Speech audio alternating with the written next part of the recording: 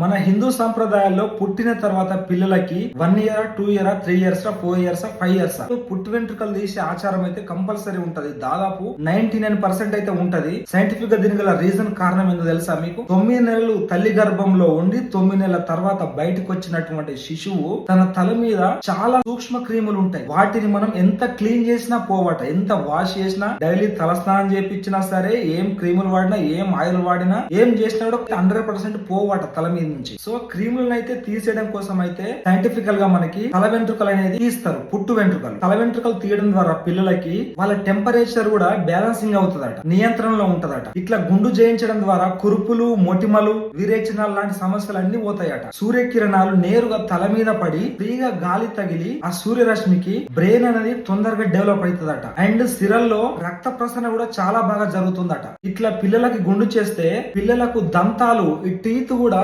తొందరగా వస్తాయట. చిన్న పిల్లలకి పుట్టు వెంట్రుకలు తీయడం అనేది ఇది ఒక మూఢాచారం కాదు అని చెప్పేసి డాక్టర్లు మరియు సైంటిస్టులు అయితే చెప్తున్నారు. ఇలా మరిన్ని వీడియోస్ కోసం మన ఛానల్ సబ్స్క్రైబ్ చేసుకోండి.